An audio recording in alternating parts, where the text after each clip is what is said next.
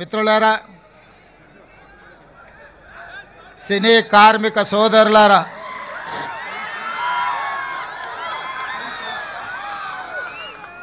ఇరవై 24 సినీ కార్మిక సంఘాలు సంఘటితంగా కృష్ణానగర్ వేదికగా ఈనాడు మీ సమస్యల్ని, చిత్ర పరిశ్రమ యొక్క అభివృద్ధిని దృష్టిలో పెట్టుకొని ఈ ఆత్మీయ సమ్మేళనాన్ని ఏర్పాటు చేసి సినీ ప్రముఖులు, నిర్మాతలు, డైరెక్టర్లు, సినీ కార్మిక సంఘాల నాయకులు, సినిమాకే ప్రాణప్రదమైన, సినిమాకి సజీవ ప్రాణం పోస్తున్న వేలాది మంది కార్మికులు ఈనాడు వర్షంతోనే విజయం సాధించారు. మీ పట్టుదలను పరీక్షించడానికి, మీ కార్యక్రమాన్ని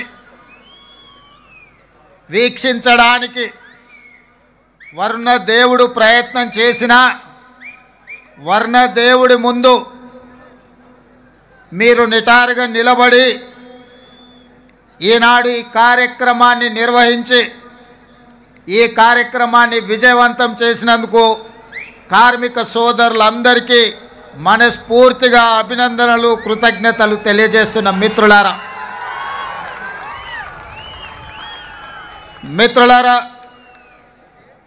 ఒకనాడు తెలుగు పరిశ్రమ అంటే మదరాసి అని పిలిచే సందర్భంలో తెలుగు పరిశ్రమని ప్రోత్సహించాలి, తెలుగు పరిశ్రమను 400 సంవత్సరాల చరిత్ర కలిగిన ఈ హైదరాబాదు నగరానికి తరలించాలి, మిమ్మల్ని అందరినీ హక్కును చేర్చుకొని గుండెల్లో పెట్టి చూసుకోవాలని ఆనాటి ముఖ్యమంత్రి డాక్టర్ మర్రి చెన్నారెడ్డి గారు తీవ్రమైన కృషి చేసి ఆనాటి సినిమా దిగ్గజాలైన అన్న నందమూరి తారక రామారావు గారిని, అక్కినేని నాగేశ్వరరావు గారిని,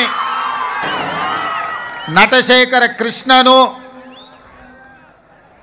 దర్శకేంద్రుడైన రాఘవేంద్రరావు గారిని, దాసరి నారాయణరావు గారిని, కార్మికులకు కన్న తండ్రిగా మీ సమస్యల్ని పరిష్కరించే దాసరి నారాయణరావు గారిని లాంటి వాళ్ళని అందరినీ ఆనాడు ప్రభుత్వం సంప్రదించి హైదరాబాదు నగరానికి తరలి రావడానికి వారు ప్రయత్నం చేశారు. కొద్దిగా హైదరాబాదు నగరానికి తరలి వస్తున్నప్పుడు ఫిలిం నగర్ ప్రాంతాన్ని మీకు కేటాయించడమే కాదు, ఆనాడు పెద్దలకు స్థలాన్ని కేటాయించి పెద్దలందరికీ కొంత సౌలభ్యాన్ని కల్పించిన సందర్భంలో డాక్టర్ ప్రభాకర్ రెడ్డి గారు కార్మికుల యొక్క ఆత్మబంధు, ఈనాడు చిత్రపురి కాలనీ వెలిసిందంటే ఇక్కడున్న కార్మిక సోదరులకు ఎంతమందికి తెలుసో తెలియదో నాకు తెలీదు, కానీ నేను చిత్ర పరిశ్రమ హైదరాబాదు నగరానికి తరలి వచ్చిన విధానాన్ని గమనించినప్పుడు డాక్టర్ ప్రభాకర్ రెడ్డి గారు సినీ కార్మికుల కోసం మణికొండలో తన సొంత స్థలాన్ని 10 ఎకరాలను కార్మికులకు దానం చేసి కార్మిక సోదరులను ఆదుకోవడానికి తన కష్టార్జితమైన 10 ఎకరాల భూమిని డాక్టర్ ప్రభాకర్ రెడ్డి గారు కార్మికుల కోసం ఇవ్వడం జరిగింది. ఆ తర్వాత అంజయ్య గారు, అదేవిధంగా కోట్ల విజయభాస్కర్ రెడ్డి గారు చిత్రపురి కాలనీ కోసం 67 ఎకరాల స్థలాన్ని కేటాయించి సినీ కార్మికుల కోసం చిత్రపురి కాలనీని నిర్మించి ఈనాడు చిత్రపురి కాలనీకి ప్రపంచ స్థాయిలో గుర్తింపు రావడానికి ఆనాడు ఈ పెద్దలందరూ కృషి చేసినారు. ఇదే కాదు, ఈనాడు ప్రపంచ స్థాయి సినిమాలను నిర్మిస్తున్న ఈనాడు వేదికలైన రామనాయుడు స్టూడియో కావచ్చు, పద్మాలయ స్టూడియో కావచ్చు, అన్నపూర్ణ స్టూడియో కావచ్చు, ఇలా ఈ స్టూడియోలకు కూడా చిత్ర పరిశ్రమను ప్రోత్సహించాలన్న ఆలోచనతోటి ఆనాడు అత్యంత చౌకగా ఆనాటి ప్రభుత్వం సినీ పరిశ్రమ పెద్దలకు స్టూడియోల కోసం స్థలాలను కేటాయించడం జరిగింది. ఆ విధంగా ప్రారంభమైన తెలుగు చిత్ర పరిశ్రమ ప్రోత్సహించాలన్న ఆలోచనతోటి 1964లో ఆనాటి ప్రభుత్వం, కాంగ్రెస్ ప్రభుత్వం కార్మికులను గుర్తించాలి, సినీ పరిశ్రమలో ఉండే పెద్దల్ని గుర్తించాలి అని 1964లో నంది అవార్డు ప్రధానోత్సవ కార్యక్రమాన్ని ఏర్పాటు చేసి నేటికి 60 సంవత్సరాలు పూర్తి చేసుకున్నాం. మీ టాలెంట్ను, మీ శ్రమను మీరు మర్చిపోవాలంటే కళాకారులు నగదు బహుమతులకి సంతోషపడరు. కళాకారులు మీరు కొట్టే చప్పట్లకు, మీకు కప్పే దుప్పట్లకు సంతోషపడతారు. ఎంత సంపాదించినమని కాదు, ప్రేక్షకులు మీ యొక్క ప్రయత్నాన్ని చూసి ప్రేక్షకులు కొట్టే చప్పట్లను, సన్మానం చేసే వాళ్ళు కప్పే దుప్పట్లను చూసి సినీ కార్మికులు సంతోషపడి వాళ్ళ కష్టాన్ని మర్చిపోయి రాత్రింబగళ్ళు హీరోలు కానీ, పెద్ద డైరెక్టర్లు కానీ, ప్రముఖ నటులు షూటింగ్ స్థలానికి నిదానంగా వచ్చినా, ఒకవేళ ఉదయం 9 గంటలకు వాళ్ళకి షూటింగ్ ఉంటే 5 గంటలకే ఇంట్లో లేచి కన్న పిల్లల్ని కూడా వదిలేసి షూటింగ్ లొకేషన్కి బయలుదేరే కార్మికులు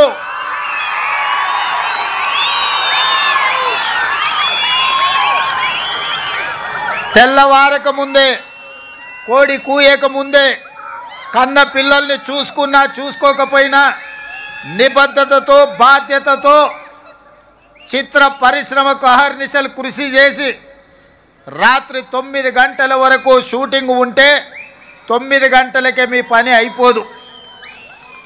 గొప్ప కళాకారులు 9 గంటలకు షూటింగ్ ముగించుకొని వెళ్తే అన్నీ సర్దుకొని మళ్ళీ ఇంటికి చేరే వరకు రాత్రి 12-1 గంట అవుతుంది.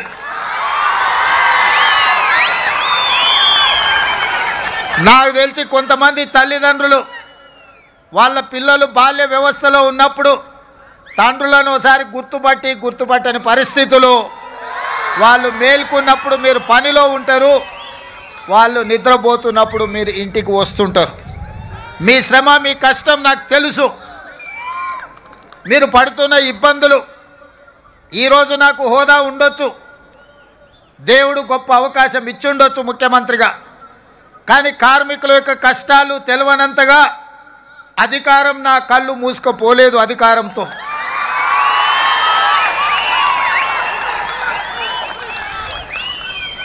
కార్మికులు, కవులు, కళాకారులను సన్మానించే నంది అవార్డు కార్యక్రమం తెలంగాణ రాష్ట్రం వచ్చిన తర్వాత కాలగర్భంలో కలిసిపోయింది 10 సంవత్సరాలు. మళ్ళీ రెండవ తెలంగాణ రాష్ట్ర ముఖ్యమంత్రిగా నేను బాధ్యతలు చేపట్టిన తర్వాత మీతో ఒక సత్సంబంధాలు ఏర్పరచుకోవాలి, మీ సమస్యల్ని తెలుసుకోవాలని మిత్రుడు నిర్మాత దిల్ రాజు గారిని ఫిలిం డెవలప్మెంట్ కార్పొరేషన్ చైర్మన్గా, తను కూడా గ్రామీణ ప్రాంతం నుంచి కష్టపడి పైకి వచ్చినవాడు, కార్మికుల కష్టాలు తెలుసుకొని రాష్ట్ర ప్రభుత్వానికి వారధిగా ప్రయత్నం చేస్తాడు, వారధిగా ఉంటాడు అని వారిని నియమించడం జరిగింది. వారితో మాట్లాడి తెలుసుకొని ఆగిపోయిన నంది అవార్డుల కార్యక్రమాన్ని కార్మికులకు, కళాకారులకు ప్రజా యుద్ధ నౌక తండాలలో, గూడాలలో, మారుమూల పల్లెల్లో ఉండే పేదల కోసం జీవితం సర్వం త్యాగం చేసిన గద్దర్ అన్న పేరు మీద గద్దర్ ఫిల్మ్ఫేర్ అవార్డ్స్ని ఒక కళాకారుడి పేరు పెట్టి, ఒక పోరాట యోధుడు, ఒక విప్లవకారుడి పేరు పెట్టి 10 సంవత్సరాలు ఆగిపోయిన గద్దర్ ఫిల్మ్ అవార్డ్స్ని గొప్పగా నిర్వహించడం ద్వారా ఈ దేశంలోనే పరిశ్రమకు ఆదర్శంగా నిలబడే ప్రయత్నం చేసినాం. మిత్రులారా, ఆనాడు మీ శ్రమతో నంది అవార్డులు సాధించడమే గొప్ప అనుకున్నాం. కానీ మీ శ్రమ వల్ల హైదరాబాదు నగరంలో విస్తరించిన తెలుగు సినీ పరిశ్రమ నంది అవార్డులు కాదు, ప్రపంచంలోనే గొప్ప అవార్డైన ఆస్కార్ అవార్డులకి ఈరోజు గుర్తింపు పొందింది అంటే ఆ శ్రమలో డైరెక్టర్లు నటులే కాదు, దాని వెనుక నిరంతర శ్రమ ఉన్న ఈ కార్మికుల యొక్క శ్రమ ఉన్నది. మీ రక్తాన్ని చెమటగా మార్చి దారబోసి షూటింగ్లో ఫైటర్స్ ప్రాణాలు వదులుకుంటే ఈనాడు ఆస్కార్ అవార్డులు రావడం జరిగింది. ఈనాడు తెర మీద మీరు కనిపించరు. 2.5 గంటలు తెర మీద కనిపించే రంగుల రాట్నం, దాని వెనకాల ఉన్న మీ కన్నీటి చరిత్ర ఉన్నది. ఆ విజయం వెనకాల కార్మికుల యొక్క శ్రమ ఉన్నది. ఈనాడు మహిళా కార్మికులు కూడా తమ జీవితాన్ని సర్వాన్ని త్యాగం చేసి ఈనాడు సినీ పరిశ్రమను నిలబెట్టడానికి ప్రయత్నాలు చేస్తున్నారు. అందుకే మిత్రులారా, మీ కష్టాన్ని తెలుసుకోవాలి, మీకు ఈ ప్రభుత్వం అండగా నిలబడాలి, మిమ్మల్ని వీలైనంత మేరకు ఆదుకోవాలి. తద్వారా తెలుగు పరిశ్రమ ఈనాడు టాలీవుడ్గా కాదు, హాలీవుడ్ నుంచి కూడా ఇక్కడికి వచ్చి షూటింగ్లు జరగాలి. ఈ హైదరాబాద్ నగరం ప్రపంచ సినీ పరిశ్రమకు ఒక వేదిక కావాలన్నదే నా ఆలోచన. అందుకే ఆనాడు నేను చెప్పిన, మీరు వచ్చినప్పుడు సినీ పరిశ్రమను చిన్న చూపు చూసే సమస్యనే లేదు. ఈనాడు ప్రతివాడు నేను ఐటీ ప్రొఫెషనల్లను, హైదరాబాదు నగరానికి ఐటీ అడ్డాను,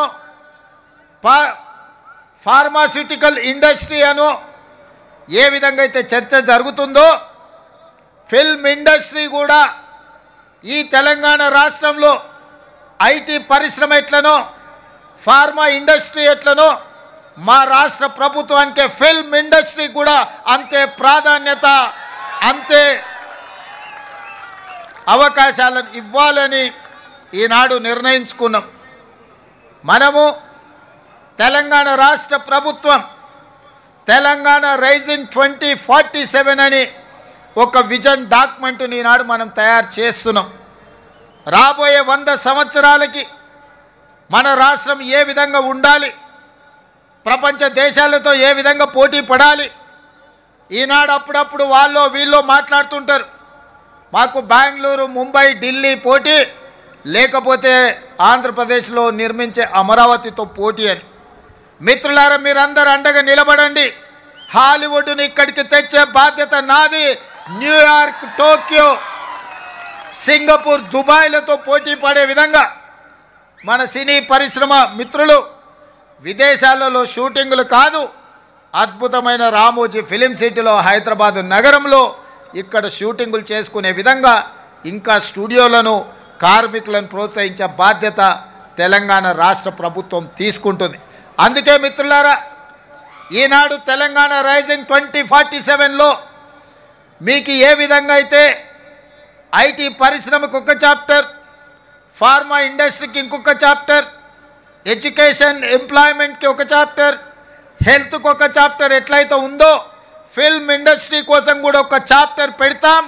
ఫిల్మ్ ఇండస్ట్రీని అభివృద్ధి చేసి ఈనాడు కొత్తగా మనం నిర్మించుకోబోయే శంషాబాద్ ఎయిర్పోర్ట్ కూతవేటు దూరంలో 30,000 ఎకరాలలో భారత్ ఫ్యూచర్ సిటీని నిర్మించుకోబోతున్నాం. మనం ఏ విధంగా అయితే హైదరాబాదులో చిత్రపురి కాలనీ, ఫిలిం నగర్, కృష్ణానగర్ వెలిసినాయో, ఖచ్చితంగా మీకందరికీ భారత్ ఫ్యూచర్ సిటీలో మీ పాత్రను మీకు అవసరమైన అన్ని విధాలుగా ఆదుకొని అక్కడ మీరు ఉండే విధంగా చర్యలు చేపడతానని చెప్పి ఈ సందర్భంగా మీకు అందరికీ తెలియజేస్తున్నా. ఈరోజు హెల్త్ ఇన్సూరెన్స్, డెత్ ఇన్సూరెన్సే కాదు, మా కార్మికులు ఆరోగ్య భద్రత పూర్తి స్థాయిలో తీసుకోవాలని, అనుకోకుండా ప్రమాదవశాత్తు ఎవరైనా మరణిస్తే ఆ కుటుంబాలను ఆదుకోవాలని. ఇదే కాదు, నేను ఈ వేదిక మీద నుంచి మా అధికారులకు సూచన ఆదేశాలు ఇస్తున్నా. ఈ కృష్ణానగర్ ప్రాంతంలో 3-4 ఎకరాల ప్రభుత్వ స్థలాన్ని చూడండి. తక్షణమే నర్సరీ నుంచి 12th క్లాస్ వరకు సినీ కార్మికుల యొక్క పిల్లలు చదువుకోవడానికి కార్పొరేట్ స్థాయిలో మీకు పాఠశాల నిర్మించి మీ పిల్లలకు ఉచితంగా చదువు చెప్పించే బాధ్యత నేను తీసుకుంటా. ఈనాడు మీ శ్రమ, మీ త్యాగం, మీ కన్నీళ్ళు మీ పిల్లల భవిష్యత్తు కోసం. ఆ పిల్లల భవిష్యత్తు కోసం ఉదయమే బ్రేక్ఫాస్ట్, మధ్యాహ్నం మంచి లంచ్ పెట్టే బాధ్యత కూడా నేనే తీసుకుంటా. ఉదయం మీరు పని మీద వెళ్తే కనీసం మీ పిల్లలు నాష్టైనా చేసినరా, కనీసం ఏమైనా ఒక గ్లాసు పాలు తాగినరా లేదా చూసుకునే పరిస్థితులు మీకు లేవు. అందుకే నాణ్యమైన బ్రేక్ఫాస్ట్ ఇవ్వడమే కాదు, ప్రతిరోజు వాళ్లకు పాలు ఇచ్చి, ప్రతిరోజు వాళ్ళకు బ్రేక్ఫాస్ట్ పెట్టి, ప్రతిరోజు మధ్యాహ్న భోజనం కూడా పిల్లలకు పెట్టి మంచి చదువులను అందించే బాధ్యత నేను తీసుకుంటా, రాష్ట్ర ప్రభుత్వం తీసుకుంటుంది. మీ పిల్లల చదువుల బాధ్యత నాది. అదేవిధంగా ఈనాడు రాజీవ్ ఆరోగ్యశ్రీ రాత్రి పగళ్ళు కష్టపడడం వల్ల, సమయానికి తిండి లేకపోవడం వల్ల, సమయానికి నిద్ర రాకపోవడం వల్ల నడి వయసులోనే ముసలితనంలో వచ్చే సమస్యలు, ఆరోగ్య సమస్యలు మీ కార్మికులకు వస్తున్నాయి. అందుకే రాజీవ్ ఆరోగ్యశ్రీతో పాటు మీ ఆరోగ్య సమస్యల్ని ఉచితంగా వైద్యాన్ని అందించే బాధ్యత రాష్ట్ర ప్రభుత్వం తీసుకుంటుందని చెప్పి ఈ సందర్భంగా కార్మిక సోదరులకు నేను తెలియజేస్తున్నా. అదేవిధంగా ఈనాడు నిర్మాతలతో మీకు ప్రతిస్తంభన వచ్చింది. ఆనాడు రాష్ట్రానికి చెడ్డ పేరు రావద్దు, 18 రోజులు మీరు ధర్నాలు, దీక్షలు, నిరసన కార్యక్రమాలు చేపట్టిండ్రు. నేనాడు నిర్మాతల మండలిని కూడా పిలిచి చెప్పిన, ఆ కార్మికులు కష్టపడితేనే మీరు నిర్మాతలుగా నిలదొక్కుంటారు. దర్శకులకు చెప్పిన, మీరు రాణించాలి అంటే వాళ్ళ టాలెంట్ కూడా పెరగాలి, వాళ్ళని మీరు కుటుంబ సభ్యులుగా చూసుకున్నప్పుడే మీరు రాణించగలుగుతారని దర్శక నిర్మాతలకు నేను చెప్పడం జరిగింది. ఆ తర్వాత మిమ్మల్ని పిలిచాను, కూర్చున్నాను, మాట్లాడినాను, మిమ్మల్ని అర్థం చేసుకోవడానికి, మీ సమస్యల సహేతుకతను అంచనా వేయడానికి ప్రయత్నం చేసిన. అందుకే ఈనాడు మీతో కలిసి ఆ రోజే చెప్పిన, నేను నా ఇంటికి మీరు రావడం కాదు, మీ ఊరైన కృష్ణానగర్కి నేనే వస్తా. ఎక్కడెక్కడి సుదూర ప్రాంతాల నుంచి వచ్చే వాళ్లకు ఒక అమ్మలాగా ఈ కృష్ణానగర్ ప్రాంతం మిమ్మల్ని హక్కున చేర్చుకుంటుంది. ఇక్కడ నుంచి ఎదిగినోళ్ళు ఎంతోమంది ఉన్నారు, ఇక్కడ ఆరోగ్యం దెబ్బతిని ప్రాణాలు కోల్పోయిన వాళ్ళు ఈ కృష్ణానగర్కు ఉన్నది. ప్రతి ఒక్కరికి ఒక కన్నీటి చరిత్ర ఉన్నది. అందుకే ఈ కష్టాలను వీలైనంత మేరకు 100% తీరుస్తానని నేను చెప్పను. ఎందుకంటే నేనేం దేవుడిని కాదు, మానవుడినే. తప్పకుండా ప్రభుత్వం చేయగలిగిన పనులు తప్పకుండా చేసే బాధ్యత నేను తీసుకుంటా. అదేవిధంగా వేదిక మీద ఉన్న మిత్రులకు, మీ సంఘ నాయకులకు సూచన చేస్తున్నా, కార్మికుల కోసం ఒక వెల్ఫేర్ ఫండ్, ఒక వెల్ఫేర్ కోసం ఒక వ్యవస్థను ఏర్పాటు చేసుకోండి. దానికి రాష్ట్ర ప్రభుత్వం నుంచి అప్ ఫ్రంట్గా 10 కోట్ల రూపాయలు ఆ వెల్ఫేర్ ఫండ్ కింద నేను డిపాజిట్ చేస్తా. కష్టాలలో ఉండి కష్టాలలో మరణించే కార్మికులను ఆదుకోవడానికి ఆ నిధిని ఉపయోగించండి. ఇదే కాదు, ఈనాడు మీ శ్రమతో ఏర్పడే పెద్ద పెద్ద సినిమా నిర్మాతలు, హీరోలు వాళ్ళ సినిమాల టికెట్ల ధరలు పెంచడానికి నా దగ్గరకు వస్తుంటారు. నేను నిర్మాతలకు చెప్పిన, మరి పెంచిన దాంట్లో కొంతైనా కార్మికులకు వాటా ఉండాలి కదా అని. రాష్ట్ర ప్రభుత్వం సినిమా టికెట్ల ధరలు పెంచితే హీరోలకు ఆదాయం వస్తుంది, నిర్మాతలకు ఆదాయం వస్తుంది, కార్మికులకు మాత్రం ఒక్క రూపాయి కూడా అదనంగా రావడం లేదు. అందుకే ఈ వేదిక మీద నుంచి మీకు మాట ఇస్తున్నా, ఆ ఆదాయంలో 20% కార్మికులకు ఇస్తేనే రాష్ట్ర ప్రభుత్వం జీవో ఇస్తుంది.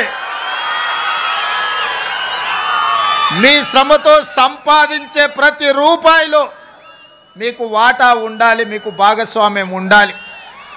ఈ వేదిక మీద నుంచి మా అధికారులకు నేను ఆదేశాలు ఇస్తున్నా, రేపటి భవిష్యత్తులో ఎంత పెద్ద నిర్మాత అయినా, ఎంత ఇన్ఫ్లుయెన్షియల్ పర్సన్ అయినా రాష్ట్ర ప్రభుత్వం అదనంగా టికెట్ల ధరలు పెంచితే వచ్చే ఆదాయంలో 20% నా కార్మిక సోదరుల కుటుంబాలకు వెల్ఫేర్ ఫండ్ కింద వాళ్ళకు ఆ నగదు బదిలీ జరిగితేనే ఆ ఒప్పందం ప్రకారమే మా రాష్ట్ర ప్రభుత్వం జీవో ఇస్తుంది.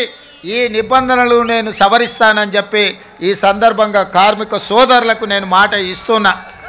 ఎందుకంటే మీ శ్రమతోనే మీ కష్టంతోనే ఈనాడు సినిమా గొప్పగా రాణిస్తుందంటే, మరి ఆ సినిమాకు అత్యధికంగా కనక వర్షం కురుస్తుందంటే మీ శ్రమ ఉన్నది కాబట్టి అందులో మీకు భాగస్వామ్యం ఉండాలనేది నా ఆలోచన. మిత్రులారా, ఇవాళ కొన్ని ఇంతకుముందు మా సోదరులు చెప్పిండ్రు, సార్ మాకు ఇండ్ల గురించి ఏదైనా చూడాలని. తప్పకుండా ఈ కార్మికుల కోసం ఏం అవకాశాలు ఉన్నాయో నేను ఇంకా పరిశీలించలేదు.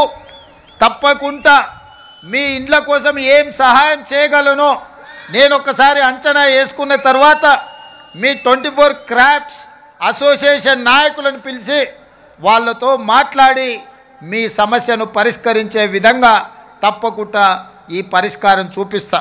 అదేవిధంగా మీ అసోసియేషన్కి భవన్ లేదని కూడా నా దృష్టికి వచ్చింది.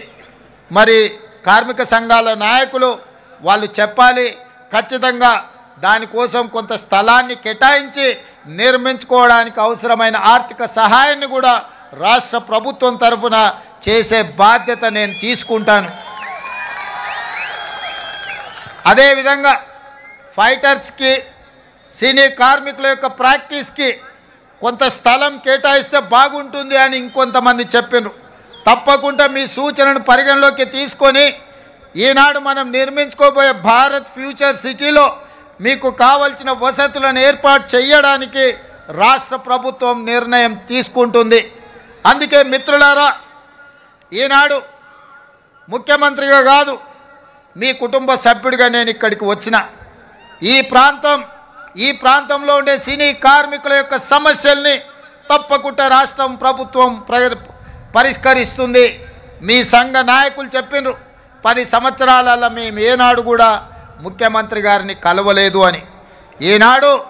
ఈనాడే కాదు ఏనాడైనా మీకు అవసరమైనప్పుడు, మీకు ఆపద ఉన్నప్పుడు మీ సోదరుడు రేవంత్ రెడ్డి తెలంగాణ ముఖ్యమంత్రి మీకు అండగా నిలబడతాడని ఒక్క అంశాన్ని మీరు గుర్తుపెట్టుకోండి.